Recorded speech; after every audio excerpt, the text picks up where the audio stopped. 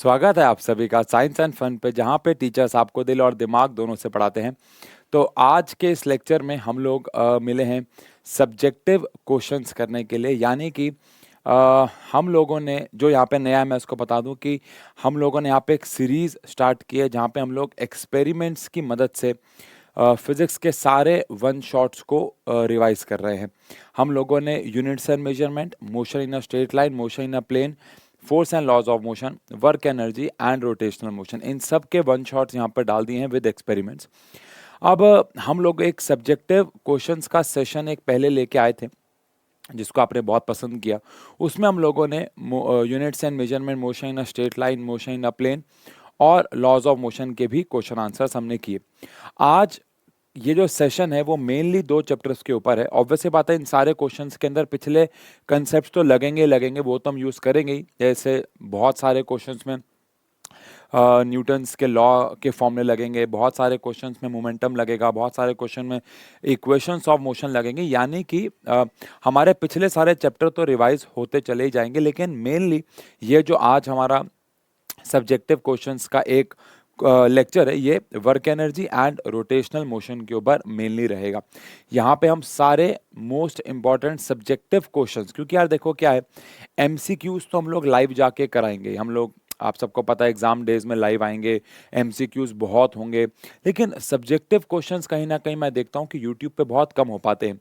क्योंकि होता क्या है, रीज़न है, लाइव आके जब टीचर पढ़ाता है तो बच्चा भी एमसीक्यू करना चाह रहा होता है। बेसिकली एमसीक्यू में एक ज़्यादा इंटरेक्शन हो पाता है, आप सवाल देते हो, हम सवाल देते हैं, आप जवाब देते हो, वहाँ पे पोल लगता है, तो एक इंटरेक्शन होता है। तो कहीं ना कहीं सब्जेक्टिव क्वेश्चंस रह जाते हैं। तो इस, और आपको सबको पता है कि फिजिक्स जैसे सब्जेक्ट में सब्जेक्टिव क्वेश्चंस नहीं बनाएंगे बोर्ड्स में या 11th में, तो फिर कैसे काम चलेगा। तो उसकी प्रैक्टिस होना बहुत ज़रूरी है। इसलिए यहाँ पे हम इसको रिकॉर्डेड फॉर्म में सब्जेक्टिव क्वेश्चन के सेशन को लेके आ रहे हैं, ठीक है। अच्छा, आगे बढ़ने से पहले मेरी रिक्वेस्ट ये रहेगी कि जो भी क्वेश्चन बोर्ड पे आएगा, मैं ये चाहूंगा कि आप उस क्वेश्चन को पॉज, आपने पहले बात तो दोनों चैप्टर पढ़े होने चाहिए, दोनों चैप्टर आपको याद होने चाहिए, इन सारे चैप्टर्स के फॉर्मूले आपके पास होने चाहिए, लिखे हुए आपके वो याद होने चाहिए। अब जैसे आपके सामने बोर्ड पे सवाल आएगा, मेरी रिक्वेस्ट ये रहेगी कि आप उस सवाल को साथ साथ बनाना। आप कोशिश करना कि आप उस क्वेश्चन को खुद ब खुद से बना भी रहे हो, यानी कि आप उसको खुद से ट्राई कर रहे हो। ये नहीं है कि आप बस ये वीडियो देखते चले जा रहे हो। जैसे बोर्ड पे क्वेश्चन आएगा, आप भी पढ़ना, मैं भी पढ़ूंगा। हो सके तो वीडियो को पॉज कर करके देखो, ताकि आप आगे मेरे अगर आप थोड़ा स्लो हो तो आप मेरे करने से पहले उसको सॉल्व करो। उसके लिए आपको वीडियो को पॉज कर करके देखना होगा, ठीक है जी। चलिए, तो पहला सवाल हमारे पास यहाँ पे आता है। Consider a drop of mass 1 ग्राम। एक ड्रॉप है जिसका मास 1 ग्राम है और वो 1 किलोमीटर की हाइट से ऊपर से गिर रही है विथ स्पीड ऑफ 50 मीटर पर सेकेंड। अच्छा, जब वो नीचे गिरती है तो 50 मीटर पर सेकेंड की स्पीड से गिरती है। आपको कैलकुलेट करना है सबसे पहले तो work done by the gravitational force. ये आपका ए पार्ट है। ए पार्ट में आपको work done by gravitational force निकालना है। अब ये बात आप सबको पता होनी चाहिए कि work done by gravitational force basically mgh ही होता है, यानी पोटेंशियल एनर्जी होता है। Work done by gravitational force का बेसिकली मतलब तो पोटेंशियल एनर्जी ही है ना। देखो, मैं कितनी एनर्जी लगाता हूँ अगेंस्ट अर्थ जाने के और work done by gravitational force, बात एक ही होगी। तो इसीलिए कहीं पे भी work done by gravitational force लिखा है तो आपको बेसिकली पोटेंशियल एनर्जी ही निकालनी है।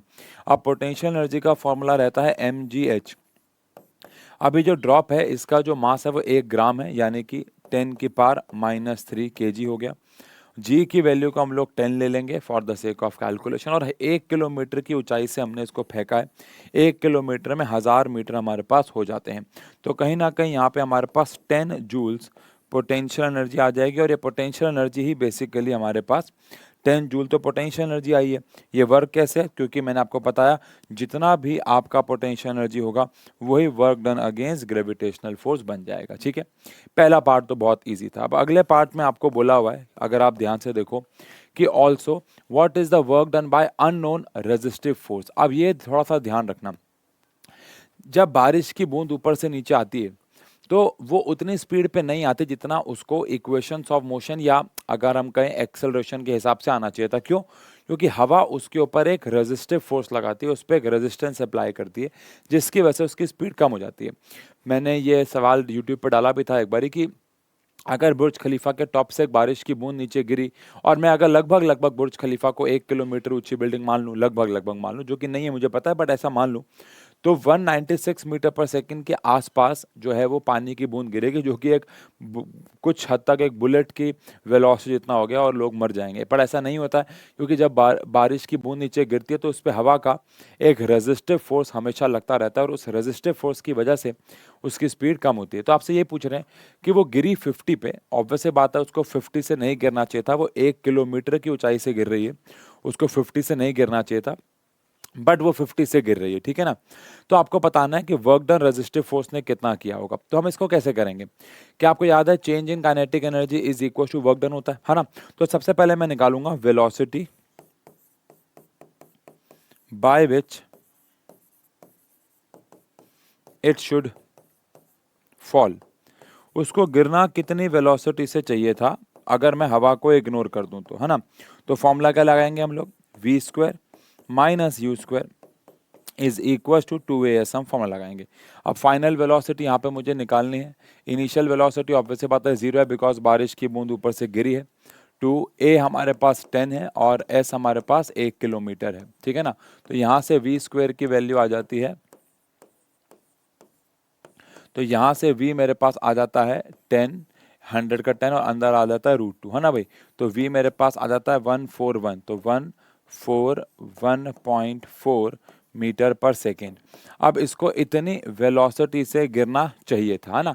मैंने अगर कैलकुलेशन ठीक की हो तो, सॉरी 100 ना, हाँ, तो 141 मीटर पर सेकेंड से इसको गिरना चाहिए था, अगर मैं 10 मानता हूं तो, ठीक है ना। मतलब 140 कुछ कह लो, 150 कुछ कह लो, मैंने अभी आपको थोड़ी देर पहले 190 कह दिया था, 140 कुछ, सॉरी 150 कुछ, ठीक है। तो 141.4 मीटर पर सेकेंड से एक बारिश की बूंद को गिरना चाहिए था, बट वो गिर कितने से रही है, आंसर है 50 मीटर पर सेकेंड से। अब अगर मुझे वर्क डन यहाँ पे निकालना है, तो वर्क डन होता है काइनेटिक एनर्जी में चेंज, कि हवा ने कितना इस पर वर्क किया होगा। अब इसे कितनी काइनेटिक एनर्जी से गिरना चाहिए था, तो आंसर है हाफ m, इसे v स्क्वायर से गिरना चाहिए था, माइनस ये गिरा कितने से, हाफ m v नॉट के स्क्वायर से, और ये जो v नॉट है हमारे पास वो 50 मीटर पर सेकेंड है, ध्यान रखना। तो यहाँ से हाफ m कॉमन आ जाता है। अब यहाँ से v स्क्वायर जो होगा ऑब्वियस बात है मेरे पास वो 2000 हो जाएगा, है ना। कैलकुलेशन 2000 कह रहा हूँ, 20,000 हो जाएगा, इसको मैं ले रहा हूँ ना। और यहाँ पे v नॉट का स्क्वायर विच इज 50 का स्क्वायर, वो मेरे पास 2500 हो जाएगा। अब यहाँ से अगर मैं वर्क डन निकाल लेता हूँ, तो हाफ m यानी कि मास हमारे पास 10 की पावर -3 पहले से ही क्वेश्चन में दे रखा है। और यहाँ पे अगर मैं 20,000 में से 2500 माइनस कर देता हूँ, तो 20,000 में से मैं थोड़ा सा यार कैलकुलेटर यूज़ कर लूँगा ताकि हमारा काम जो है वो जल्दी हो जाए। तो शायद यहाँ पे कहीं ना कहीं 8.7, क्योंकि डिवाइड बाय 2 भी करना है, तो ये मेरे पास आ गया 20,000 माइनस में 2500, तो यहाँ पे मेरे पास आ जाता है। और इसको अगर मैं 2 से डिवाइड भी करता हूँ, डिवाइड बाय 2, तो कहीं ना कहीं पूरा फाइनल आंसर मैंने बता दिया आपको, ठीक है, फाइनल आंसर ही बता दिया है। तो फाइनल आंसर मेरे पास आ जाएगा वर्क डन का 8750, ठीक है ना। बट क्या यहाँ पे 10 की पावर -3 भी है साथ में, तो 10 की पावर -3 तो चलेगा ही चलेगा। तो टोटल वर्क डन आ जाएगा 8.75 जूल्स, 8.75 जूल्स। तो यानी कि ये हमारे पास वो वर्क डन आया जो एयर रेजिस्टेंस ने किया होगा। कैसे निकाला हमने, उसको कितनी काइनेटिक एनर्जी से गिरना चाहिए था, माइनस मान लो उसको 500 से गिरना चाहिए था लेकिन वो गिरा 400 से, इसका मतलब 100 जूल का काम हमारी एयर रेजिस्टेंस ने किया। तो हमने वही तो किया, इसे गिरना चाहिए था इतने से लेकिन गिरा वो इतने से, तो हमने उसको आपस में माइनस कर दिया। तो पहला ही क्वेश्चन कितना प्यारा क्वेश्चन। देखो मैं ऐसे वैसे क्वेश्चन लेके ही नहीं आया हूँ, मैं सारे बहुत इंपॉर्टेंट क्वेश्चंस लेके आया हूँ, चाहे वो एनसीईआरटी के हों चाहे वो एनसीईआरटी के बाहर के हों। अब ध्यान रखना, कुछ क्वेश्चन बड़े भी हैं और कुछ क्वेश्चन बहुत छोटे भी हैं, लेकिन सारे के सारे क्वेश्चंस बहुत ज़्यादा इंपॉर्टेंट हैं, ठीक है। अगले सवाल पे चलते हैं। A cyclist comes to a skidding stop in 10 meters, यानी एक साइक्लिस्ट है जो चलता है और ब्रेक मारता है या स्किडिंग स्टॉप करता है, स्किड मारता है और रुक जाता है। कितना डिस्टेंस चल के, तो आंसर है 10 मीटर का डिस्टेंस चल के वो रुक जाता है। ड्यूरिंग दिस प्रोसेस जो force on the cycle due to road, जो फोर्स लग रही है वो लग रही है 200 न्यूटन की। तो तो आपको डायरेक्ट ऑब्वियस से बात है वो ऑपोजिट होगी क्योंकि फ्रिक्शनल फोर्स है वो।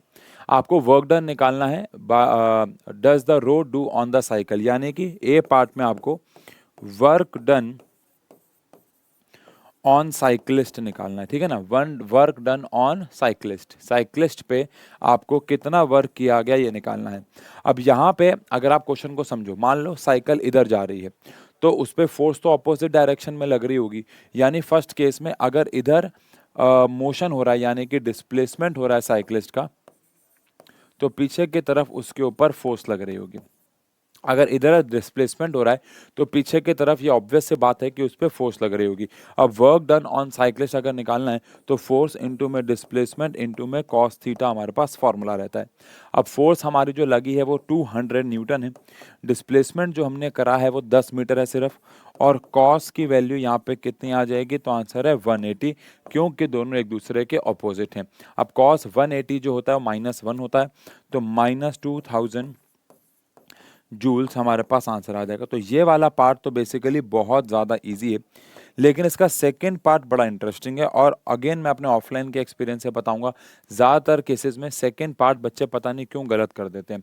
फर्स्ट पार्ट में हमें किसके द्वारा वर्क डन निकालने के लिए बोला गया था कि कितना वर्क डन एक्चुअली साइक्लिस्ट पे हुआ।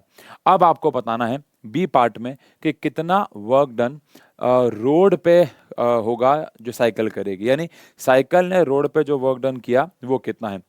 रोड ने साइकिल पे -2000 किया, तो साइकिल ने रोड पे कितना किया। तो बच्चा कहता है every action has equal and opposite reaction, तो बराबर होगा। बट एक्चुअली में ये बात गलत है। Every action has equal and opposite reaction सही है, वो तो फोर्स के लिए होता है ना। यानी कि अगर मैं बी पार्ट में पूछूं कि force by road on cycle अगर 200 थी, तो force by cyclist on road जो होगी वो भी 200 होगी, ठीक है। Every action has equal and opposite reaction, तो अगर रोड ने साइकिल पे फोर्स 200 न्यूटन लगाई तो साइकिल भी रोड पे 200 न्यूटन लगाएगी, ये ऑब्वियस हो जाता है। लेकिन जो डिस्प्लेसमेंट हुआ है रोड का वो कितना हुआ है, डिस्प्लेसमेंट हम यहाँ पे वर्क डन ऑन रोड निकाल रहे हैं ना, तो डिस्प्लेसमेंट ऑफ रोड, रोड का डिस्प्लेसमेंट कितना हुआ है, तो आंसर है 0 मीटर। रोड थोड़ी ना डिस्प्लेस हुई है, डिस्प्लेस तो साइक्लिस्ट हुआ है, तो रोड तो डिस्प्लेस ही नहीं हुई है। तो अगर मैं आपसे पूछूं कि work done on road, road पे कितना वर्क डन होगा, तो फॉर्मूला है फोर्स इनटू में डिस्प्लेसमेंट इनटू में कॉस थीटा, सिंपल है। अब फोर्स जो हमारी लगाई है वो 200 है। अब देखो डिस्प्लेसमेंट 0 है और थीटा वगैरह से कोई फर्क नहीं पड़ता है, आंसर 0 जूल आ जाएगा। रीजन बीइंग क्योंकि every action has equal and opposite reaction which is correct, उसमें कोई दिक्कत नहीं है। हर एक्शन का इक्वल एंड अपोजिट रिएक्शन है। लेकिन जो सवाल उठता है वो तो ये है ना कि क्या डिस्प्लेसमेंट हुआ, तो आंसर डिस्प्लेसमेंट तो हुआ ही नहीं। अब डिस्प्लेसमेंट नहीं हुआ तो कोई वर्क डन नहीं होगा। जल्दी बताओ कमेंट सेक्शन पे कितने बच्चे ऐसे हैं जिन्होंने इसका आंसर 0 सोचा था। हाँ जी, हाँ जी, जल्दी से बताओ कितने बच्चे ऐसे हैं जिन्होंने इसका आंसर 0 सोचा था। कमेंट सेक्शन में बताना भाई, कितनों ने ईमानदारी से इसका आंसर सोचा था कि हाँ भाई 0 ही होगा। नहीं ना, बिकॉज बहुत सारे बच्चों ने, अगर पहले सवाल किया हुआ था तो अलग बात है, बट मुझे लगता है बहुत सारे बच्चों ने ये सोचा होगा कि every action has equal and opposite reaction, जिसकी वजह से वहाँ गड़बड़ी हो जाती है। चलो अगला सवाल, ये छोटा क्यों हो गया पता नहीं मेरे को, बट आई होप आपको दिख रहा होगा, नहीं तो मैं डेटा लिख देता हूँ। क्वेश्चन क्या है देखो कि इन बैलिस्टिक डेमोन्स्ट्रेशन मतलब होता है बेसिकली आर्टिफिशियल तरीके से गोलियां चलाना किसी टारगेट पे, है ना। एक police officer Fyers a bullet of mass, एक बुलेट है जिसका मास 50 ग्राम्स है। इन केजी अगर बात करें तो 0.05 केजी हो जाएगा, ठीक है। विथ स्पीड ऑफ 200 मीटर, और कितनी स्पीड से हमने उस बुलेट को मारा, तो आंसर है 200 मीटर से मारा, ठीक है। On soft plywood of thickness, plywood की जो थिकनेस आपको दे रखी है वो 2 सेंटीमीटर दे रखी है। जहाँ तक मुझे लग रहा है इसका कोई काम होगा नहीं। The bullet merges out with only 10% of the initial kinetic energy, जो बुलेट है वो सिर्फ 10% काइनेटिक एनर्जी से ही बाहर आती है, मतलब कि 90% एनर्जी का लॉस हो जाता है। और जब वो उस प्लाईवुड को बाहर चीर के आती है तो उसके पास इनिशियल के मुकाबले काइनेटिक एनर्जी सिर्फ और सिर्फ 10% होती है। तो आपको बताना है उसकी वेलोसिटी क्या होगी। तो ये बहुत आसान सवाल है, इसमें बहुत सारी कुछ तिगड़मबाजी नहीं लगेगी। देखो कैसे, जो हमारे पास काइनेटिक एनर्जी फाइनल होगी, क्या ये कहना सही है कि वो काइनेटिक एनर्जी जो इनिशियल है उसका सिर्फ 10% होगा? देखो बस अगर आप ये समझ गए तो बस क्वेश्चन हो गया। कैसे? क्योंकि क्वेश्चन में बोला हुआ है कि एक बुलेट है जो एक प्लाईवुड पे जाती है और वहां से जब बाहर आती है तो उसके पास सिर्फ इनिशियल के मुकाबले 10% ही फाइनल काइनेटिक एनर्जी है। अब काइनेटिक एनर्जी का फॉर्मूला हाफ एम, अब यहाँ पे फाइनल वेलोसिटी का स्क्वायर जो कि हमें निकालना है। अब हाफ एम जो इनिशियल वेलोसिटी का स्क्वायर था वो आएगा, और 10% का मतलब हम सब जानते हैं 10/100 होगा। अब यहाँ पे हाफ एम से देखो हाफ एम तो कैंसिल हो जाएगा, यानी कि अगर इस क्वेश्चन में मास नहीं भी दे रखा हो तो भी चलेगा, मैं मास की जरूरत ही नहीं है, और थिकनेस की तो बिल्कुल भी ज़रूरत नहीं है। अब यहाँ पे अगर मुझे फाइनल वेलोसिटी निकालनी है, अब इनिशियल वेलोसिटी हमारे पास कितनी थी? तो आंसर है इनिशियल वेलोसिटी हमारे पास 200 मीटर पर सेकेंड थी, 200 मीटर पर सेकेंड थी। अब 200 मीटर पर सेकेंड का हमें पहली बात तो यहाँ पे स्क्वायर करना होगा, और इनटू में हम यहाँ पे क्या कर देंगे 1/10। तो यहाँ से हमारे पास जो इनिशियल फाइनल वेलोसिटी का स्क्वायर है वो आ जाएगा 200 का स्क्वायर कितना हो गया? ऐसा करते हैं ना, इसको सीधा ऐसे सॉल्व कर देते हैं, ठीक है ना, कि ये स्क्वायर जाके अंडर रूट हो जाएगा तो 200 तो बाहर आ जाएगा और डिवाइडेड बाय √2 हो जाएगा, है ना भाई। तो यहाँ से अब √2 की वैल्यू कितनी होती है, आप चाहे रैशनलाइज कर लो, आपकी मर्जी यार, चाहे 1.41 से इसको डिवाइड कर दो। अब अगर मैं 200 को मान लो डिवाइड कर देता हूँ, 200 डिवाइडेड बाय 41, तो ये आ जाएगा हमारे पास 141.4, है ना। ये हमारे पास आ जाएगी वेलोसिटी 141.4। क्या बात कर रहा है, ऐसा कुछ आएगा क्या? बड़ा अजीब सा लग रहा है, एक बार और करें क्या? 200 को डिवाइड कर दिया 141.4 से, क्या मजाक हो रहा है? 200 को डिवाइड किया, मेरे को कैलकुलेटर भी यूज़ नहीं करना आता क्या? मैं इतना लल्लू हूँ कि हाँ यही तो है, ठीक तो है ना।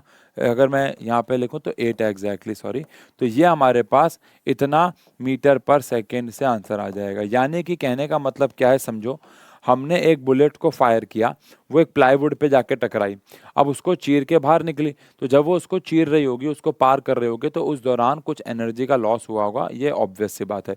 अब अगर एनर्जी का लॉस हुआ होगा, वो उसको चीरते हुए जाएगी, एनर्जी का लॉस होगा, तो कितना एनर्जी से वो बाहर आई? 90% का लॉस हो गया और सिर्फ 10% से बाहर आई। तो हमने कुछ भी नहीं किया, काइनेटिक एनर्जी जो फाइनल थी उसको हमने इनिशियल काइनेटिक एनर्जी के 10% के बराबर रख दिया, और यहाँ से हमने हमारी फाइनल वेलोसिटी को कैलकुलेट कर लिया। डन है, इजी सवाल है भाई। चलो अगले सवाल पे आते हैं। ये सवाल बहुत प्यारा है। ये सवाल के दो हिस्से हैं एक्चुअली। एक है कि आपको ग्राफ बनाना है, तो अपने आप में वही बड़ा इंटरेस्टिंग हिस्सा है, और एक है कि आपको उस ग्राफ की मदद से फिर वर्क डन निकालना है। मैंने आप सबको बताया था, अगर आपको याद हो, अगर आपने वन शॉट देखा है, कि फोर्स और डिस्प्लेसमेंट के ग्राफ का अगर हम एरिया निकाल लें, फोर्स और डिस्प्लेसमेंट के ग्राफ का अगर हम एरिया निकाल लें तो उससे हमें वर्क डन मिल जाता है ना।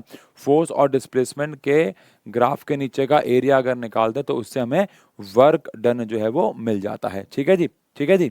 चलो आओ, अब यहाँ पे अगर मैं बात करूं, a women pushes a trunk on a railway platform which has a rough surface. एक आंटी जी हैं, वो एक रेलवे प्लेटफॉर्म पे हैं और वो एक रफ सरफेस को रफ सरफेस पे एक ट्रंक को एक्चुअली धक्का मार रही हैं। हम पहले इसका ग्राफ बनाने वाले हैं।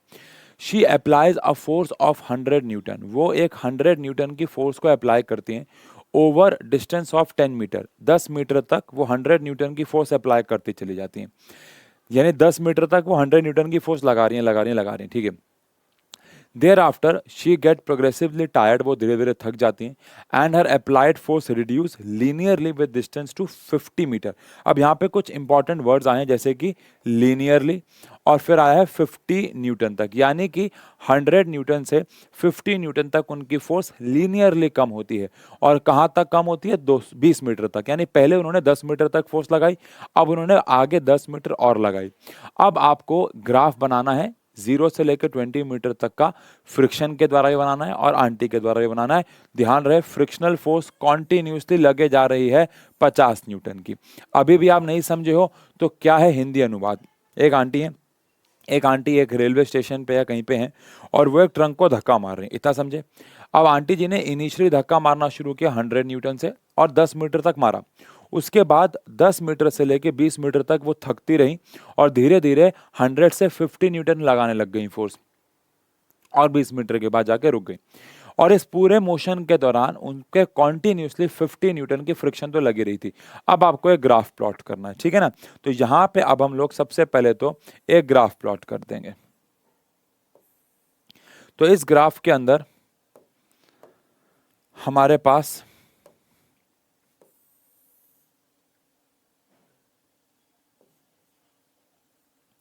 ये ग्राफ है हमारे पास और इस ग्राफ में हमारे पास इधर 0 आ जाता है, मतलब कि 0 बोले तो अपना मतलब ओरिजिन आ जाता है।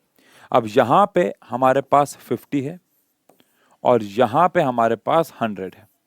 ऐसे यहां पे हमारे पास -50 है और यहाँ पे हमारे पास -100 है। ये हम लोग फोर्स बना रहे हैं एक्चुअली, है ना। ये हम लोग फोर्स बना रहे हैं, यहाँ पर -100 है। ये हमारे पास फोर्स आ गई, फोर्स आ गई, ठीक है। अब अगर ऐसा है कि हमारे पास यहाँ पे फोर्स आ गई तो हम आंटी जी के लिए पहले ग्राफ बनाएंगे, ठीक है। पहले ग्राफ बनेगा आंटी जी के लिए।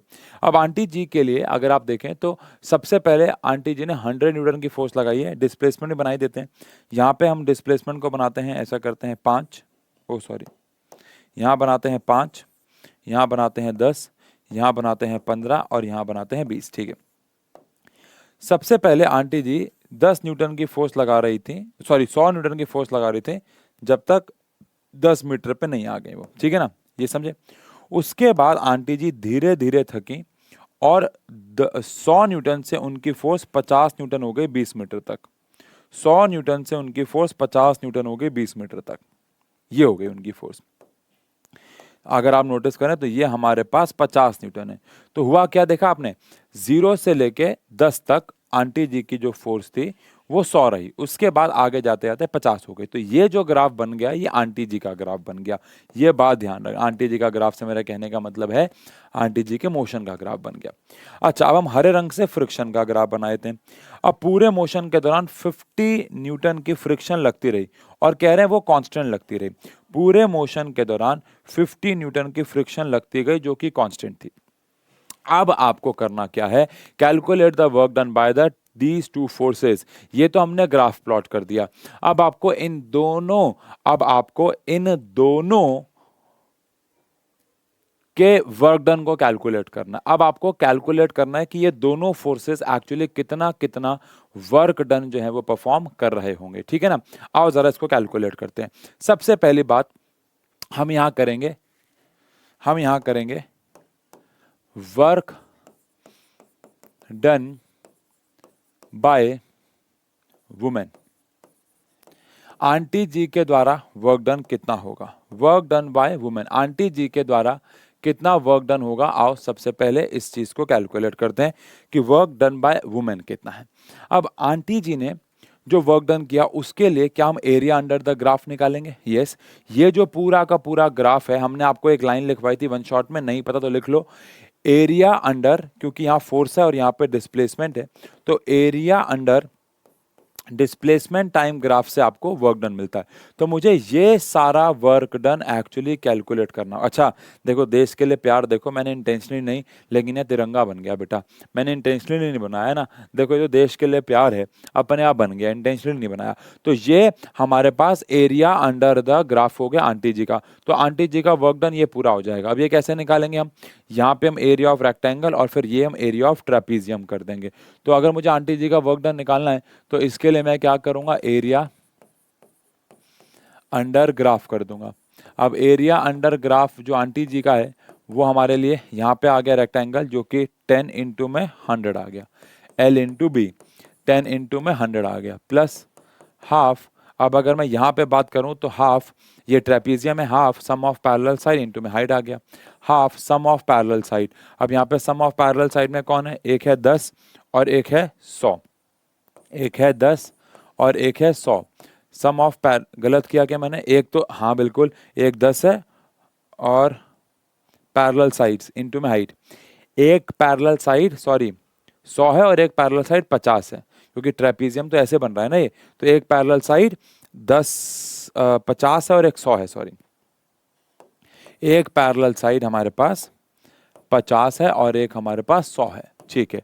अब इनटू में हाइट, ट्रेपीजियम को ऐसे देख रहे हो ना आप, इनटू में हाइट। अब अगर ये पैरेलल साइड है तो ये हाइट हो जाएगी विच इज अगेन 10। अब यहाँ पे तो हमारे पास 1000 आ गया, प्लस इसको इससे डिवाइड कर दिया 5 आ गया। तो बेसिकली यहाँ पे हमारे पास आ गया 150 इंटू में 5। अब 150 इंटू में 5 कितना होता है भाई? तो 150 इंटू में 5 होता है 750। तो आंटी जी के द्वारा जो वर्क डन आ गया 1750 जूल आ गया। आंटी जी के द्वारा जो वर्क डन आ गया वो 1750 जूल आ गया। आंटी जी के द्वारा जो वर्क डन आ गया वो 1750 जूल आ गया। बात समझ में आई?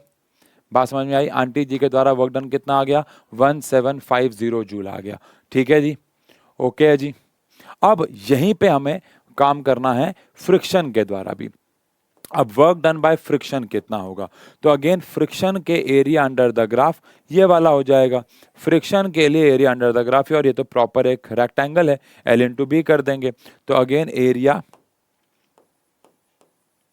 अंडर ग्राफ करेंगे यहाँ पे भी।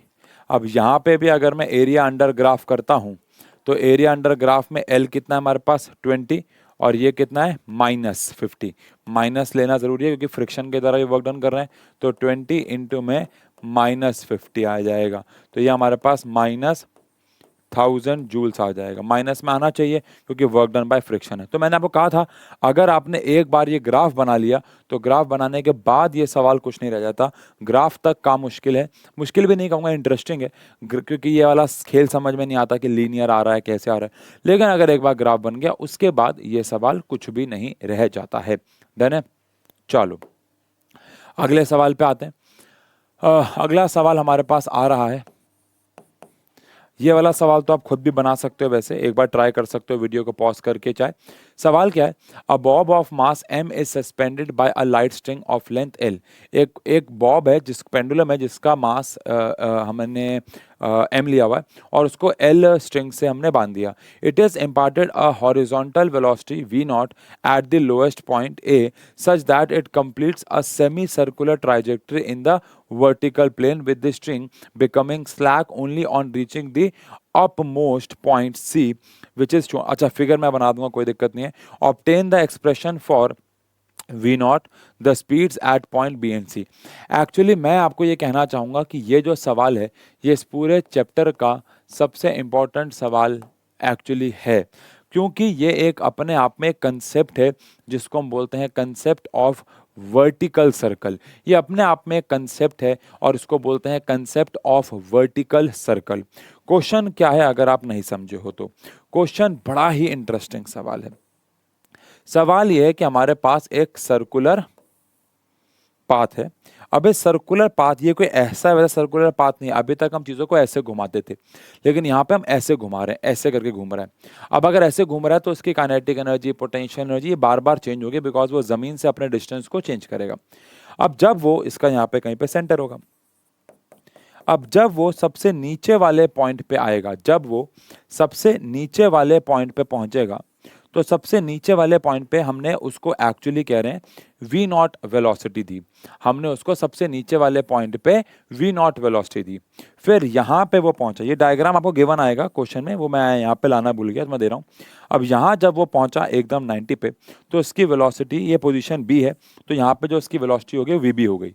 लेकिन जब वो यहाँ पहुंचा, सबसे टॉप पॉइंट पे पहुंचा जहाँ पे इसकी वेलोसिटी vc थी, यहाँ पे वो कह रहे हैं कि जो ये जो स्ट्रिंग है, ये जो धागा जिससे ये बंधा हुआ है, ये धागा होगा यहाँ पे एक धागा होगा, ये धागे से तो बंध के घूम रहा है, ये जो धागा है यहाँ पे ये ढीला पड़ गया। ढीला पड़ गया मतलब कि स्लैक कर गया। यानी कि स्लैक करने का मतलब अगर आप कहीं लिखना चाहो तो लिख लो, slack means there is no tension in the string. Slack means there is no tension in the string. String में कोई भी टेंशन, कोई भी खिंचाव नहीं है। तो आपको बताना है कि कितनी v नॉट से हमने इसको फेंका होगा। अगर इस धागे की लंबाई l है और आपको फिर b और c पे भी वेलोसिटी निकालनी है। आसान भाषा में कहें तो आपको इन तीनों पॉइंट पे वेलोसिटीज निकालनी है। अब ये सवाल कैसे सॉल्व होता है, बड़ा ही विचित्र तरीके से हमें इसे सॉल्व करना पड़ता है और ये तरीका आपको याद ही करना पड़ेगा, अदरवाइज आप ये सवाल नहीं बना पाओगे। कुछ सवाल ऐसे होते हैं जिनके तरीके आपको याद करने होते हैं कि हाँ इसे ऐसे ही सॉल्व करना है। जैसे सबसे पहले पार्ट में हमें वी नॉट पे वेलोसिटी निकालने के लिए बोला गया है, लेकिन कमाल की बात यह है कि वी नॉट पे वेलोसिटी नहीं निकालेंगे हम सबसे पहले काम करेंगे सी पे। हम सी पे टोटल एनर्जी निकालेंगे। क्यों बताता हूँ, देखो सबसे पहले अगर मैं आपसे पूछूं कि total energy at point C क्या होगी, तो आप बोलोगे काइनेटिक एनर्जी एट सी और आप बोलोगे potential energy at C, because यही दो एनर्जी है टोटल इसके पास। अब टोटल एनर्जी एट सी में काइनेटिक एनर्जी का फॉर्मूला हाफ एम वी सी का स्क्वायर होगा, प्लस में जो पोटेंशियल एनर्जी होगा उसकी वैल्यू क्या होगी, तो पोटेंशियल एनर्जी होगी एम जी। अब क्योंकि ये जमीन से एल और एल 2L ऊपर है तो एम जी 2L, ठीक है। अब यहाँ पे आपके पास Vc तो है नहीं, तो Vc के लिए क्या करेंगे, क्या ऐसा कहना ठीक है जब भी कोई ऑब्जेक्ट सर्कुलर पाथ में घूमता है तो उस पर एक फोर्स लगती है, उसको बोलते हैं सेंट्रीपिटल फोर्स। अब यहाँ पे जो सेंट्रीपिटल फोर्स है एम वी सी का स्क्वायर बाय आर, आर हमारे लिए बेसिकली लेंथ ही है, is equal to m v square by r, तो है इज इक्वल टू क्या इस पे नीचे की तरफ एक फोर्स लग रही होगी जो कि एम जी है। अगर यहाँ पे टेंशन होता तो यहाँ पे दो फोर्सेस लग रही होती, एक एम जी भी लग रहा होता और एक टेंशन भी, लेकिन यहाँ पे सिर्फ और सिर्फ एम जी लग रहा है तो एम जी रखेंगे। यहाँ पे एम से एम कैंसिल हो जाएगा, तो कुल मिला के यहाँ पे हमारे पास जो वी सी का स्क्वायर है उसकी वैल्यू आपके पास जी एल आ जाएगी। ये आपको ध्यान रखना है, जो वी सी का स्क्वायर है उसकी वैल्यू आपके पास जी एल आ जाएगी। अब अगर आपके पास इसकी वैल्यू जी एल आ गई तो इस वैल्यू को आप यहाँ पे पुट कर सकते हो, तो हमारे पास जो total energy at point C आ जाएगी वो आ जाएगी हाफ एम वी सी के स्क्वायर की जगह मैंने तो रख दिया जी एल, प्लस में 2 mg आ चुका है। अब अगर मैं इन दोनों को ऐड करता हूं तो टोटल एनर्जी मेरे पास 5/2 mg आएगा। अब आप में से बहुत सारे बच्चों को लग रहा होगा कि यार ये क्या कर रहा है दाढ़ी वाला इंसान, क्योंकि भाई यहाँ पे टोटल एनर्जी तो दूर दूर तक निकालने को नहीं बोला गया।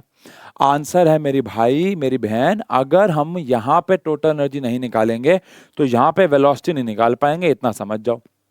आप नहीं समझे तो भाई समझ जाओगे। तो टोटल एनर्जी निकालने के लिए टोटल एनर्जी निकालने का मकसद एक्चुअली हमारे लिए वेलोसिटी निकालना ही है। कैसे, आओ जरा समझें। अब क्या law of conservation of energy कहता है कि total energy can neither be created nor be destroyed. Total energy को ना तो हम क्रिएट कर सकते हैं और ना ही कभी हम डिस्ट्रॉय कर सकते हैं, ठीक है।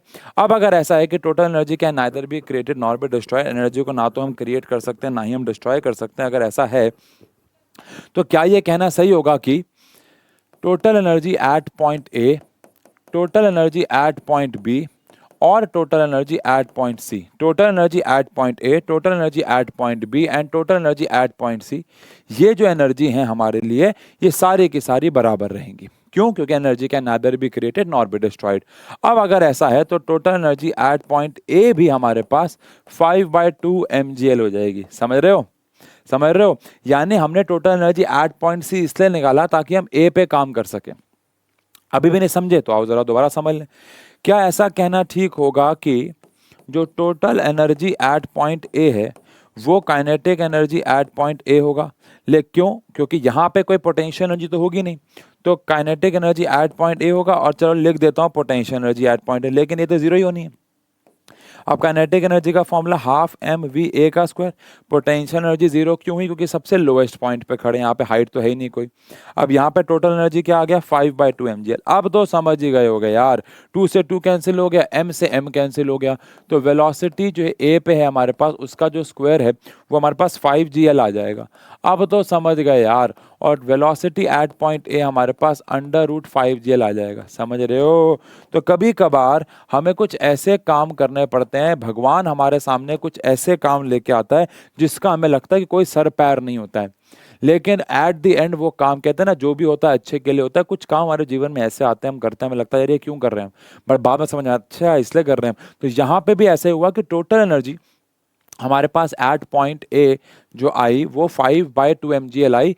वो कैसे आई? पहले हमने सी पे निकाला। सी पे इसलिए निकाला क्योंकि हमारे पास वहां पे निकालने के लिए सारा डेटा था, वहां पे कोई टेंशन नहीं थी वगैरह वगैरह वगैरह। अब ये ए पे हमने वेलोसिटी निकाली जिसको एक्चुअली में हम वी नॉट भी कह रहे हैं, है ना, वी नॉट भी कह रहे हैं, ठीक है ना, ठीक है ना, ठीक है ना। चलो अब हमें यही काम बी और सी पे भी करना है। अब मुझे लगता है कि बी और सी पे तो काम होना बड़ा आसान हो जाएगा। सी पे तो पहले भी हो सकता था, सी पे तो एक्चुअली हो ही चुका है। सी पे तो वेलोसिटी देखा जाए तो हम अंडर रूट जी एल निकाल ही चुके हैं, तो सी पे तो हम पहले ही निकाल चुके हैं। अब बचा है बी, आओ बी पे भी काम कर लेते हैं। तो एट पॉइंट बी, अब अगर मैं बी पॉइंट पे बात करूं, तो total energy at point B जो हो जाएगा वो हो जाएगा kinetic energy at point B और potential energy at point B. अब टोटल एनर्जी हमारे पास अगेन 5/2 mgl हो जाएगा, 5/2 mgl हो जाएगा। टोटल एनर्जी हमारे पास at point B again 5/2 mgl हो जाएगा। अब काइनेटिक एनर्जी का formula half M V B का स्क्वायर और पोटेंशियल एनर्जी। अब क्या ये जो बी पॉइंट है, ये जमीन से, ये जमीन से एल ऊपर है, तो इसके पास पोटेंशियल एनर्जी कितनी हो जाएगी mgl। पोटेंशियल एनर्जी कितनी हो जाएगी mgl। अब m से m तो सारे कैंसिल हो गए, या पहले ऐसा कर लो 5/2 mgl में से अगर मैं mgl माइनस कर दूंगा तो मेरे पास क्या आ जाएगा भाई, मेरे पास आ जाएगा 3/2 mgl। फिर m से m और 2 से 2 कैंसिल हो जाएगा, तो vb हमारे पास आ जाएगा √3gl। और जो भी आप में से नीट या जेई का बच्चा है उसको पता है या नहीं पता तो बता दूं, आपको वर्टिकल सर्कल पे ये वेलोसिटीज याद भी कर लेनी है।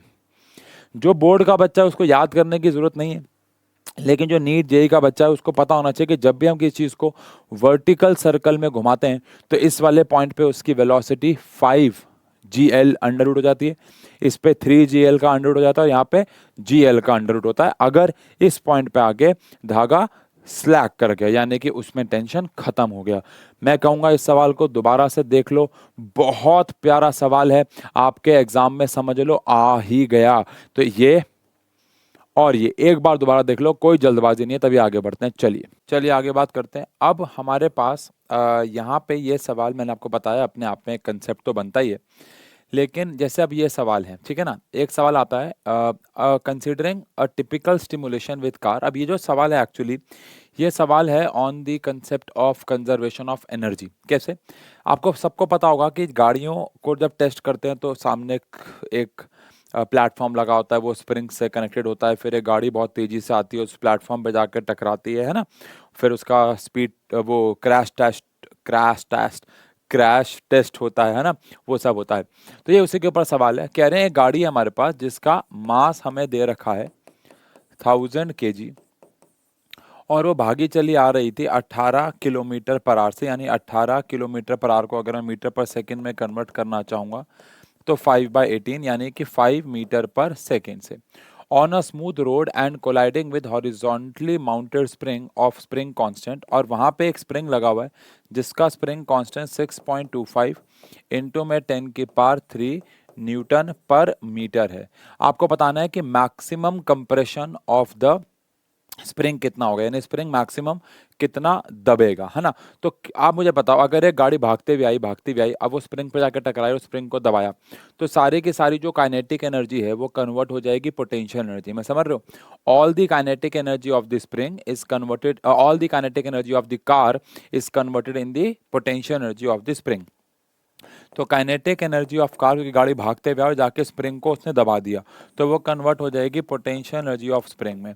अब आपसे पूछ रहे हैं स्प्रिंग कितना दबेगा, तो काइनेटिक एनर्जी का formula half mv², potential energy का फॉर्मूला हाफ kx² होता है।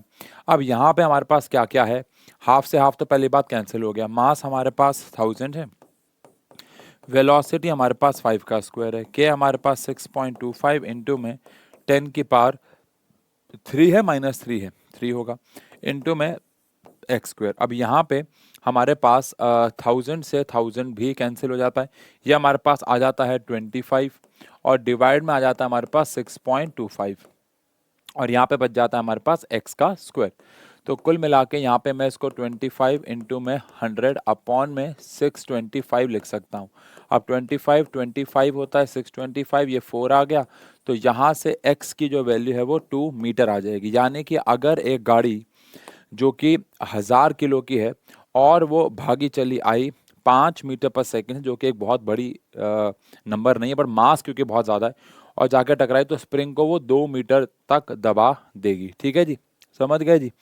चलो आसान सवाल है, लेकिन ये law of conservation of energy के ऊपर आप जनरली ऐसे सवाल law of conservation of energy की डेफिनेशन पूछ लेते हैं, उसके बाद ये सवाल पूछ लेते हैं अगर सब्जेक्टिव फॉर्म में बात करूं तो। ऑब्जेक्टिव में तो आते ही हैं, ठीक है ना। चलो, a bob of a pendulum is released from a horizontal position if the length of the pendulum is, समझ गए क्या है, हमारे पास एक पेंडुलम है जिसकी लंबाई 1.5 मीटर है, जिसकी लंबाई 1.5 मीटर है, उसको लेकिन हमने इस हॉरिजॉन्टल पोजीशन से छोड़ा, है ना, हमने उसको यहाँ से छोड़ा, अब वो यहाँ से छोड़ के इधर आया, हमने उसको हॉरिजॉन्टल पोजीशन से छोड़ा, ठीक है।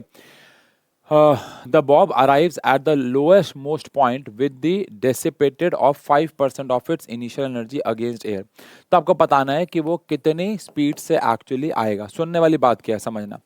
अब ये जो बॉब है वो कितनी ऊंचाई पे बैठा होगा, अगर ये 1.5 मीटर का धागा है तो इसकी ऊंचाई भी 1.5 मीटर होगी, तो इस बॉब का जो हाइट है वो 1.5 मीटर है। अब कह रहे हैं जब इसको ड्रॉप किया तो ड्रॉप करते करते ये सॉरी ड्रॉप करते करते करते नीचे आया। अब नीचे आते आते आते आते आते 5% एनर्जी इसकी वेस्ट हो गई। तो बताओ कितनी इसकी काइनेटिक एनर्जी होगी। सबसे पहले तो कमेंट सेक्शन में बताओ ये बात ट्रू है या फॉल्स है, टाइम स्टैम्प के साथ, कि इसके पास जो भी पोटेंशियल एनर्जी होगी एट मैक्सिमम हाइट, जो भी इसकी सबसे ऊंचाई पे मैक्सिमम हाइट पे पोटेंशियल एनर्जी होगी, उसका नीचे आते आते काइनेटिक एनर्जी में वो कन्वर्ट होगी, और वो काइनेटिक एनर्जी में 5% का लॉस आएगा। तो बताओ ट्रू या फॉल्स कि मैं ऐसा कह सकता हूं कि जो काइनेटिक एनर्जी होगी इसकी लोअर मोस्ट पॉइंट पे वो पोटेंशियल एनर्जी के बराबर होनी चाहिए थी अगर कोई लॉस ना होता, लेकिन 5% का अगर लॉस हो गया है तो क्या यहाँ पे 95% बचेगा, यानी कि काइनेटिक एनर्जी पोटेंशियल एनर्जी के बराबर होनी चाहिए थी। यहाँ की पोटेंशियल एनर्जी यहाँ की काइनेटिक एनर्जी के बराबर होनी चाहिए थी, लेकिन कह रहे हैं 5% का लॉस हो गया, यानी कि 95% जो है वो एनर्जी बचेगी। तो काइनेटिक एनर्जी पोटेंशियल के 95 हो जाएगी, ठीक है। अब काइनेटिक एनर्जी का फॉर्मूला हाफ mv² और पोटेंशियल एनर्जी का फॉर्मूला mgh, इसका 95% मुझे चाहिए, है ना, तो 95/100 कर लेते हैं mgh का। अब m से m कैंसिल हो जाएगा, तो वेलोसिटी हमें निकालनी है, g की वैल्यू 10 ले लेते हैं, हाइट हमारे पास 1.5 है और ये 95/100 है, मतलब इसको आप सॉल्व कर लेना यार, और यहाँ से वेलोसिटी इतना मीटर पर सेकंड आ जाएगा। बट सवाल यहाँ पे भी सॉल्व करने की नहीं है, सवाल यह है कि ये question again law of conservation of energy के ऊपर है, जहां पे ऑब्जेक्ट को एक सर्टेन हाइट से ड्रॉप किया गया, ड्रॉप करने के बाद हमें एक्चुअली वो धागे के साथ साथ ही आएगा, but law of conservation of energy तो वैलिड रहेगा कि इस पॉइंट पे जो इसकी पोटेंशियल एनर्जी थी वो काइनेटिक एनर्जी में कन्वर्ट होनी चाहिए। अगर ये ना लिखा होता कि कोई लॉस नहीं है तो हम काइनेटिक को पोटेंशियल के बराबर रखते, बट बोल रहे हैं 5% का लॉस हो गया, तो नीचे आते आते वो 95% हो जाएगी। उसके आगे तो बाकी कैलकुलेशन ही है, समझ गए आप, ठीक है जी। तो ये हमारा सवाल हुए एक्चुअली वर्क एनर्जी के। अब आप एक बार वीडियो को पॉज कर लो वर्क एनर्जी के, और पॉज करने के बाद आप पिछले सारे क्वेश्चंस को एक बार देख लो, फिर हम रोटेशनल मोशन पे चलते हैं। जल्दी से आप इसको पॉज कर लो, मैं तक पानी की बोतल भी लेके आता हूँ एक, और आप इसको पॉज करके सारे क्वेश्चन एक बार देख लो, फिर हम चलेंगे रोटेशनल मोशन के सवाल पे जल्दी से।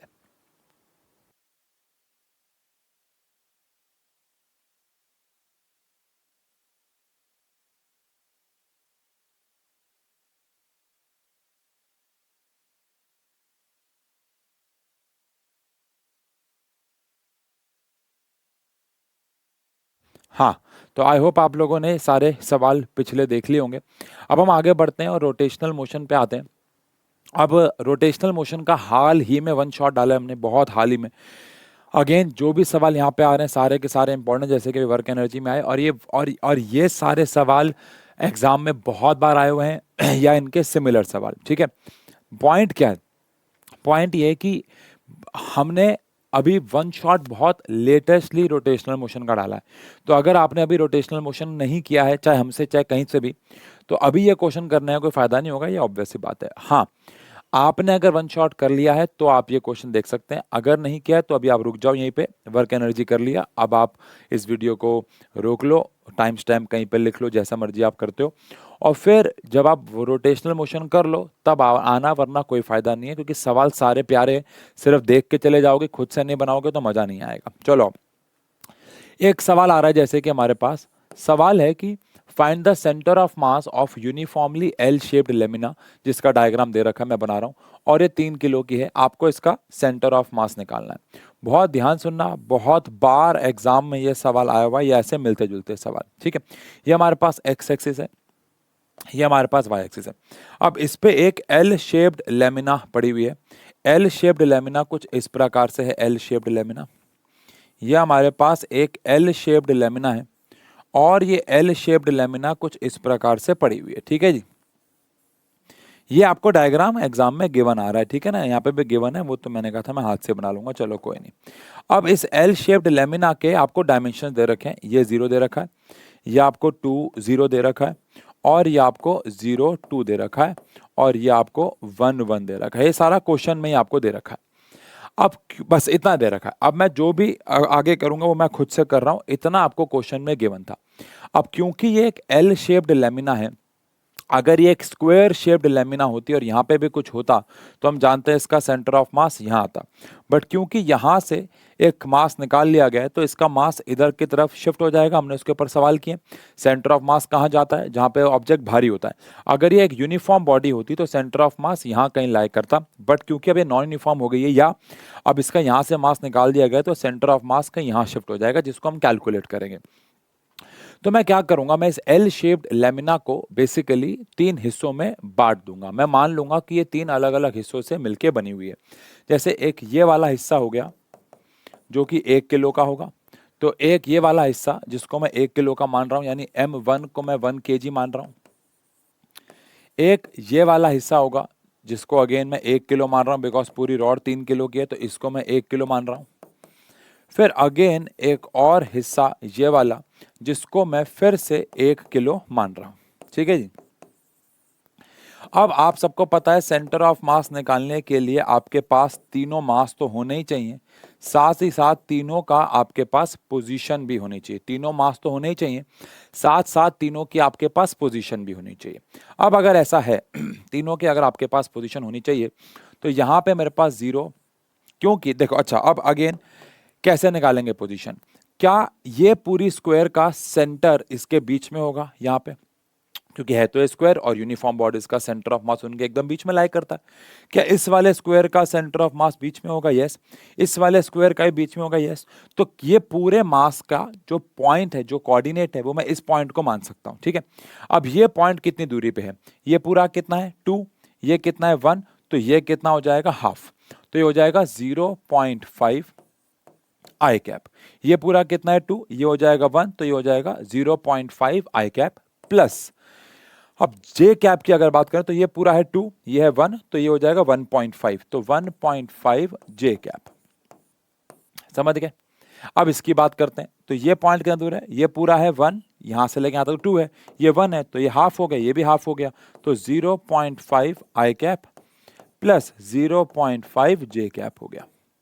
अब अगर इसकी बात करें, इस पॉइंट की बात करें, तो यहां से लेके यहां तक ये पूरा 2 हो गया, यहां से लेके यहां तक ये कितना हो गया 1, तो ये 1.5 आई कैप, 1.5 आई कैप प्लस ये ऊपर गया, ऊपर कितना आ गया, अगर ये पूरा का पूरा 1 है, सॉरी 2 है, तो ये हुआ 1, ये हुआ 1.5, अब ये पूरा कितना है 1 और ये हुआ आधा, तो 0.5 जे कैप हो गया। तो 1.5 आई कैप प्लस 0.5 जे कैप ये हमारे पास हो जाएगा। तो जैसे हमारे पास कोऑर्डिनेट्स आ गए, अब तो ये सवाल कुछ नहीं रह जाता। अब तो आपको पता है क्या करना है सेंटर ऑफ मास निकालने के लिए।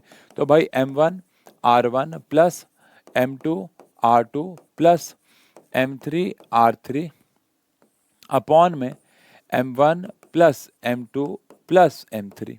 अब यहाँ पे M1 मेरे पास 1 kg है, R1 मेरे पास 0.5 और 1.5 है, 0.5 आई cap plus 1.5 J cap.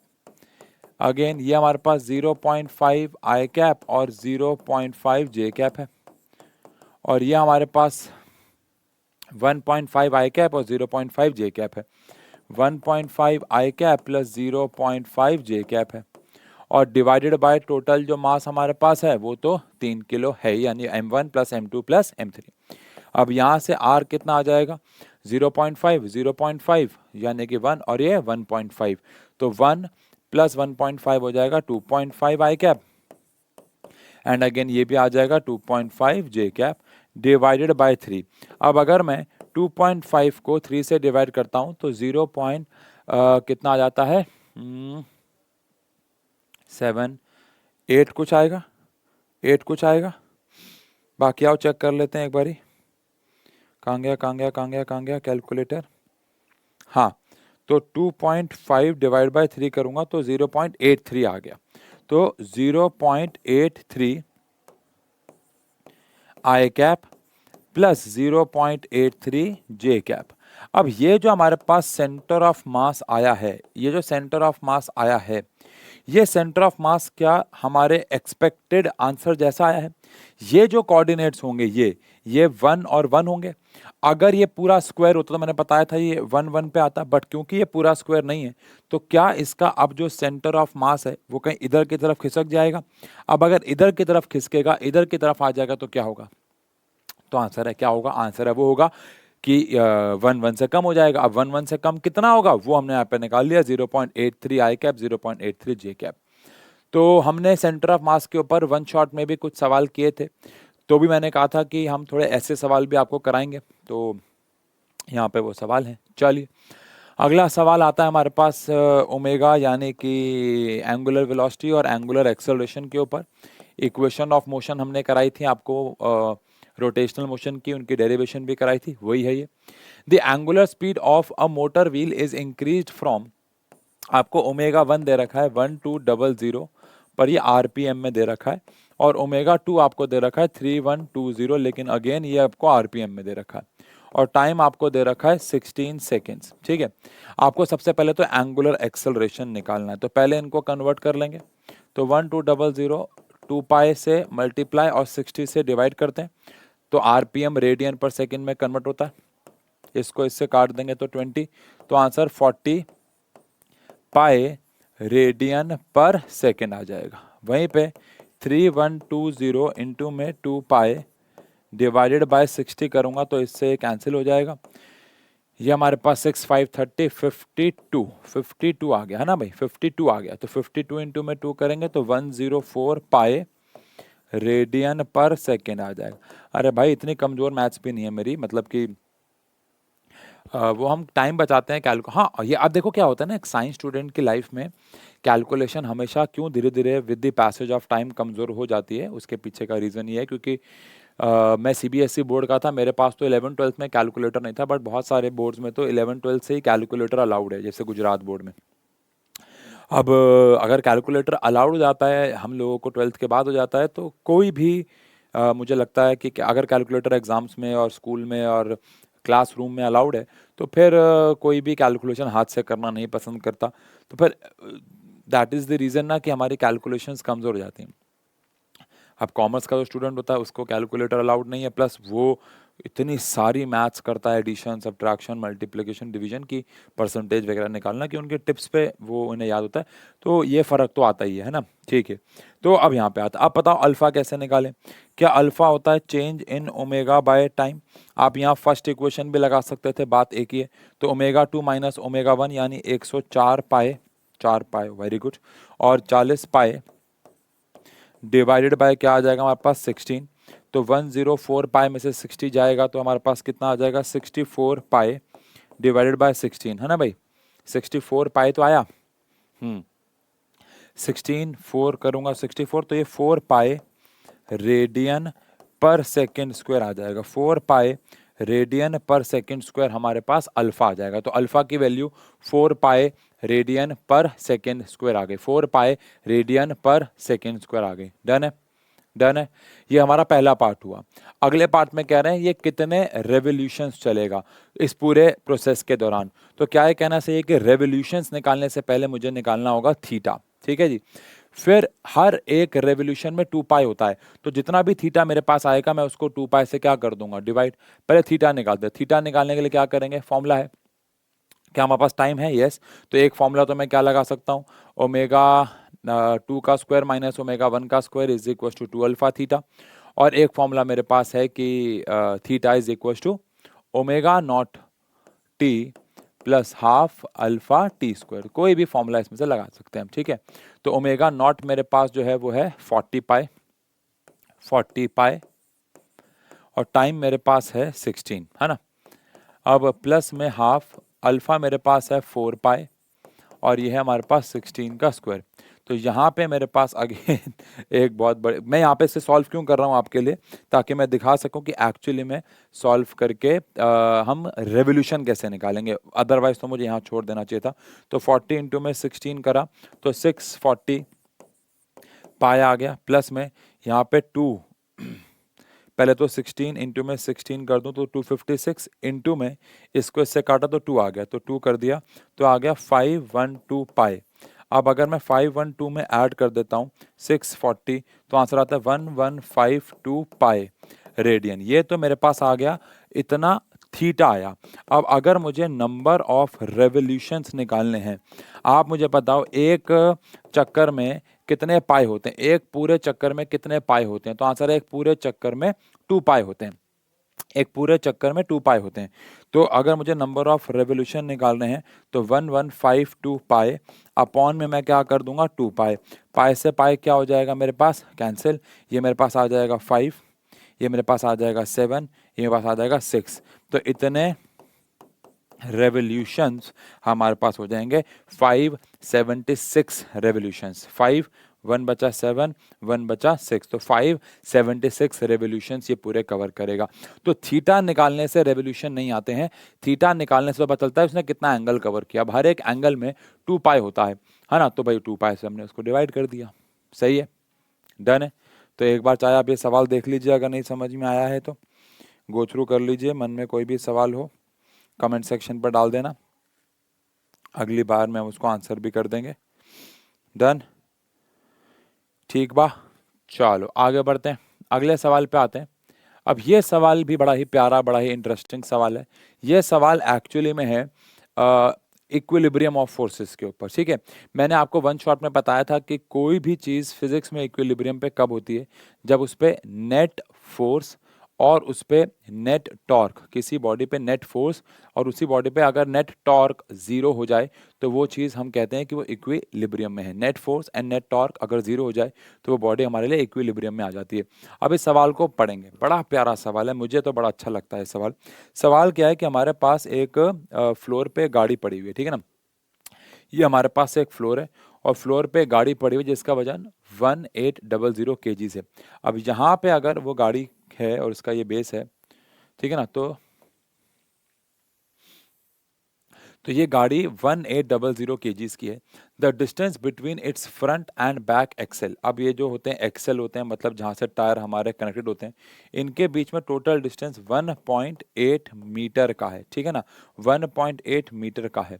Its centre of gravity which mean centre of mass, इसका सेंटर ऑफ ग्रेविटी अभी के लिए इसका सेंटर ऑफ मास ही है, ये 1.05 है बिहाइंड द फ्रंट एक्सेल। इससे अब यानी कि ये गाड़ी यूनिफॉर्म नहीं है, अगर ये गाड़ी यूनिफॉर्म होती तो इसका सेंटर ऑफ मास एकदम बीच में होता, बट अभी के लिए वो इससे 1 पॉइंट, इसका सेंटर ऑफ मास यहाँ पे कहीं है और यहाँ से उसकी दूरी 1.05 मीटर की है।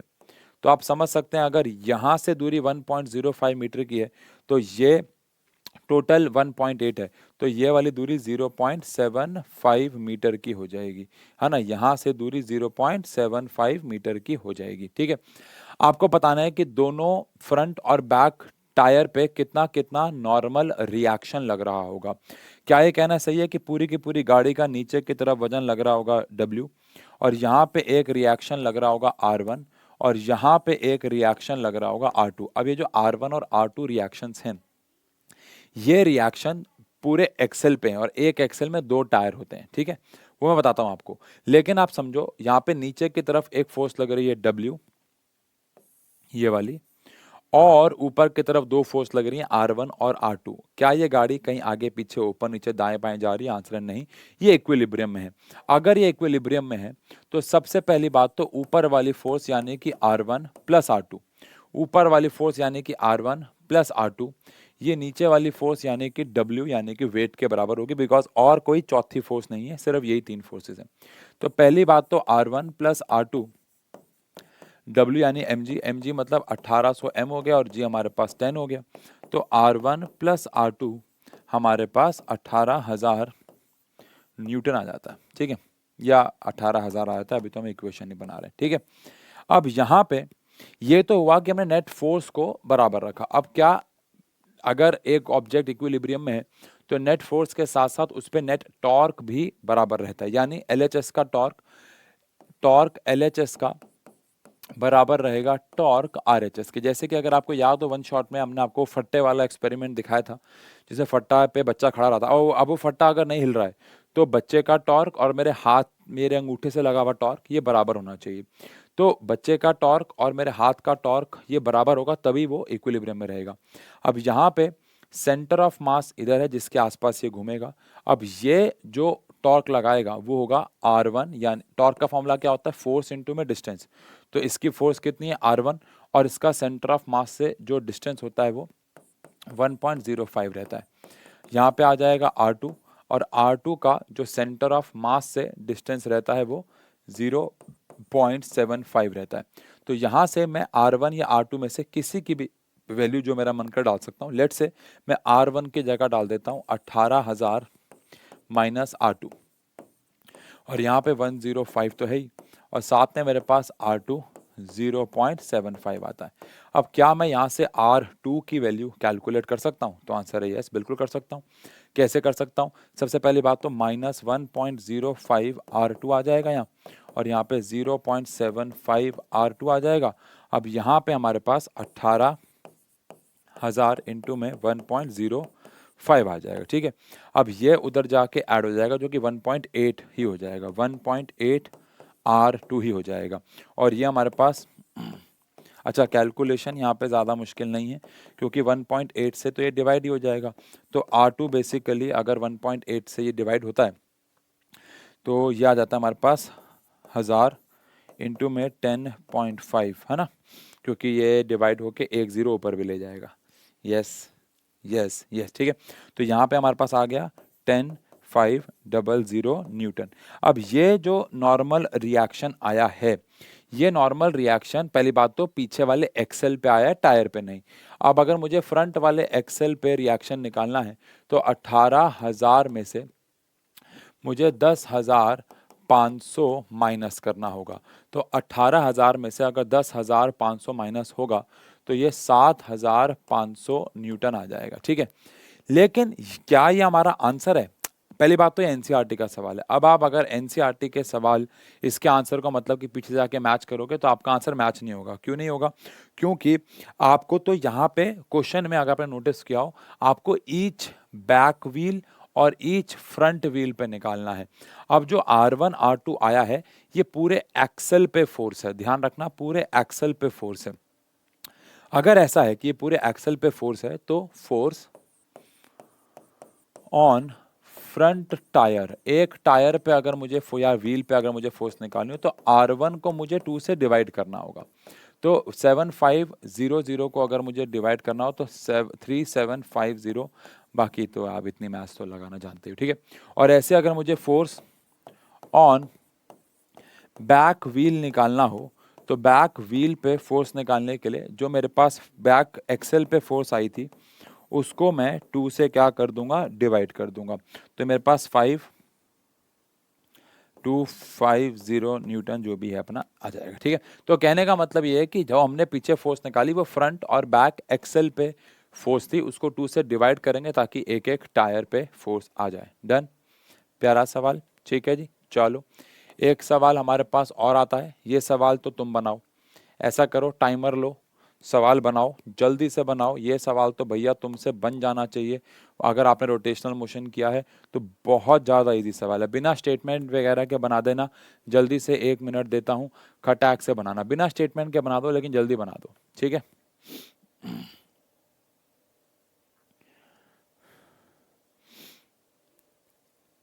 बहुत इजी सवाल है भैया, ये तो बन ही जाना चाहिए एटलीस्ट।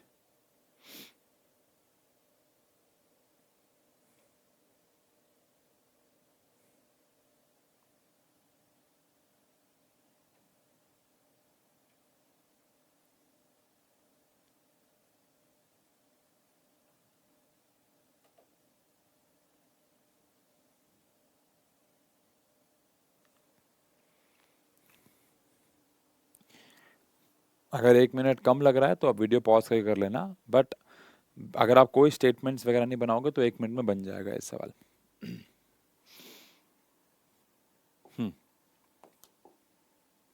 ठीक है। अब अगर हम सवाल को समझें, अगर आप सवाल नहीं, अगर अभी बना रहे हो तो वीडियो पॉज कर लेना। एक बच्चा है जो कि सेंटर ऑफ टर्न टेबल पे खड़ा हुआ है, दोनों आर्म बाहर हैं। अगर आपने लेक्चर देखा तो आप समझ गए सवाल law of conservation of angular momentum का, क्योंकि ये वाला एग्जांपल मैंने आपको दिया था। तो उसकी जो इनिशियल एंगुलर स्पीड थी वो 40 रेवोल्यूशन पर मिनट थी। ठीक है। अब उसने क्या किया, अपने हाथ को अंदर की तरफ फोल्ड बैक कर लिया, जिससे कि उसका जो मोमेंट ऑफ इनर्शिया है वो 2/5 टाइम्स हो गया इनिशियल के। यानी अगर उसका पहले वाला मोमेंट ऑफ इनर्शिया I1 जो था वो अगर I था, तो जो उसका I2 है वो 2/5 I है। तो आपको उसका नया वाला एंगुलर वेलोसिटी निकालनी है। अब आप चाहे उसको रेवोल्यूशन पर मिनट में निकालो या बाद में कन्वर्ट कर लो, वो आप देखना। बट क्या ये कहना सही होगा कि according to law of conservation of angular momentum, according to law of conservation of angular momentum, angular momentum के लॉ के हिसाब से अगर बात करी जाए तो L1 इज इक्वल टू हो जाता है L2, यानी एंगुलर मोमेंटम हमेशा कंजर्व्ड रहता है। अब L के बहुत सारे फॉर्मूले थे, MVR, MR स्क्वायर ओमेगा, है ना, लेकिन या RP, लेकिन यहाँ पे हम जो फॉर्मूला लगाने वाले वो लगाने वाले I1 ओमेगा 1 वाला, और ये हो गया I2 ओमेगा 2। अब जो I1 है वो तो हमारे पास I है ना भाई, और ओमेगा 1 हमारे पास 40 रेवोल्यूशन पर मिनट है, यूनिट ध्यान रखना। अब जो I2 है वो 2/5 I दे रखा है, और ये हमारे पास ओमेगा 2 है। तो अब आप सीधा यहाँ से इसको सॉल्व करते हैं तो आपका 1 मिनट में बड़े आराम से होता है। वो तो मैं आपको सब समझा रहा हूँ कि ऐसे से करना है, ठीक है। अब I से I कैंसिल हो जाता है, तो ओमेगा 2 मेरे पास आ जाता है 40 इंटू में 5 डिवाइड बाई 2। तो इसको मैं इससे काटता हूँ तो ये मेरे पास 20 आता है, 20 आता है, और यहाँ से मेरे पास आ जाता है 100 रेवोल्यूशन पर मिनट। आप इसको रेडियन पर सेकेंड में भी कैलकुलेट करके आ सकते हो या इतना भी छोड़ सकते हो, it's totally up to you. But यहाँ पे हमारे पास answer 100 metre revolution per minute आ जाता है, जो कि बहुत इजी सवाल है, कोई ज़्यादा तिगड़मबाजी इसमें नहीं है। ठीक है जी, चलिए एक और सवाल आता है हमारा, आज का आखिरी सवाल भी है शायद ये, और ऐसे और सेशंस मैं लाता रहूँगा। मैं इस सेशन को ज़्यादा बड़ा नहीं रख रहा, 1 घंटे के आसपास का इसलिए रख रहा हूँ क्योंकि ये सेशन में मुझे नहीं पता कि आपने चैप्टर्स को कितने डेप्थ में किया हुआ है अभी, क्योंकि अभी हमारे मिड टर्म एग्ज़ाम्स हुए हैं और ये चैप्टर क्या पता आपके ना भी आया हो, तो अभी आप उतने ज़्यादा क्वेश्चन ना बना पाओ, एकदम से डर ना जाओ। और कुछ बच्चे ऐसे होंगे जिन्होंने बहुत सारे सवाल बनाए होंगे, उनके लिए सारे सवाल हो सकता है बहुत इजी भी हों, हर बच्चा बराबर नहीं होता है। बट क्योंकि हम यहाँ पे सेशन अभी पहले पहले सेशन ही ला रहे हैं सब्जेक्टिव क्वेश्चंस के, तो मैंने यहाँ पे बहुत एवरेज क्वेश्चंस रखे, बहुत आसान नहीं बहुत मुश्किल भी नहीं, और ये एग्जाम में भी आते हैं जनरली। अब अगर आप 11th में और आपका पेपर स्कूल वाले बहुत मुश्किल बनाते हैं तो फिर अलग बात है, बहुत आसान आता है। बट अगर एक एवरेज पेपर की बात करूं तो ये सवाल बहुत आते हैं, और ये सारे सवाल एनसीईआरटी के भी हैं, ठीक है ना। तो लाइव जाके एमसीक्यूज करेंगे, उसका भी जल्दी स्केड्यूल आने वाला है। A rope of negligible mass is wound around a hollow cylinder, ये सवाल नीट में भी आया था, ध्यान रखना। एक हॉलो सिलेंडर है, हॉलो सिलेंडर है, और हॉलो सिलेंडर का मास 3 किलो है और रेडियस 40 सेंटीमीटर है। मास 3 किलो है और रेडियस 40 यानी 0.4 मीटर है। What is the angular acceleration, आपको अल्फा निकालना है, आपको अल्फा। यह सवाल नीट में भी आया हुआ, अभी हाल ही में कराया मैंने इसलिए मुझे याद है। If the rope is pulled out with force, अगर हमने रोप को 30 न्यूटन की फोर्स से खींचा, what is the linear acceleration of the rope, आपको बताना है रोप का लीनियर एक्सेलरेशन क्या होगा, वो ही बताना है, मतलब दोनों बताना है। सबसे पहले तो यहाँ हम कंसेप्ट कौन सा लगाएंगे, क्या ऐसा कहना ठीक है कि टॉर्क का फॉर्मूला आर एफ होता है और टॉर्क का फॉर्मूला आई अल्फा भी होता है।